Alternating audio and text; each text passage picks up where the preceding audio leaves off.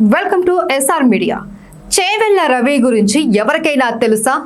బిత్తిరి Satti alias smart Satti, Tupaki Ramudu అంటే మాత్రం వెంటనే గుర్తుపట్టేస్తారు. అంతలా బుల్లితెరపై గుర్తింపు తెచ్చుకున్నాడు చేవెళ్ల రవి. అతని బిత్తిరి మాటలు చేతలు జనాల్లోకి బాగా వెళ్ళిపోవడంతో బిత్తిరి సత్తిగా స్థిరపడిపోయాడు. అయితే ఏది చేసినా ఇక చెల్లుతుంది అనుకున్నాడో ఏమో కానీ తాజాగా భగవద్గీతపై వీడియో చేసి అడ్డంగా బుక్ అయ్యాడు. నెట్టింట ఈ వీడియో తెగ వైరల్ అవుతోంది. ఇది ఇప్పుడు హాట్ టాపిక్ గా మారింది. వీడియోలో భగవద్గీతను అనుకరిస్తూ తనదైన శైలిలో వ్యంగ్యంగా బిత్తిరి సత్తి స్కిట్ చేశాడు. దీనిపై నెటిజన్లు మండిపడుతున్నారు. మరోవైపు హిందూ సంఘాలు సైతం బిత్తిరి సత్తిపై మండిపడుతున్నాయి. వీడియో హిందువుల మనోభావాలను దెబ్బతీసేలా ఉంది అంటూ సర్వత్రా బిత్తిరి సత్తిపై ఆగ్రహం వ్యక్తమవుతోంది. వీడియోను తొలగించి హిందువులకు క్షమాపణ చెప్పాలి అని పలు హిందూ సంఘాలు డిమాండ్ చేస్తున్నాయి. తన వీడియోలు హిందువులను కించపరిచేలా లేవు అని బిత్తిరి సత్తి సమర్థించుకున్నారు. బిత్తిరి సత్తిపై సైబర్ క్రైమ్ పోలీసులకు వానరసేన అనే హిందూ సంఘం ఫిర్యాదు కూడా చేసింది.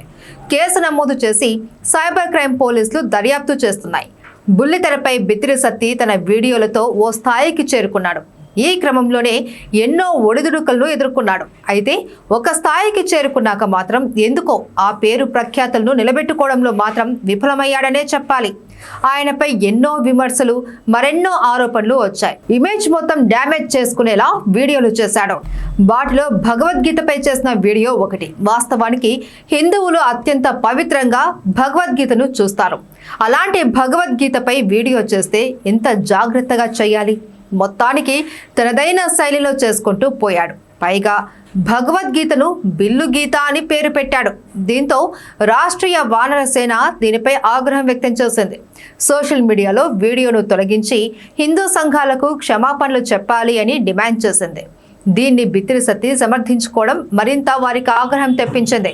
తాను కూడా ఒక హిందువే అంటూ పార్టీ పరంగా తనకు కాల్స్ చేయవద్దని రాష్ట్రీయ వానరసేన మెంబర్ కేశవరెడ్డిపై మండిపడ్డారు.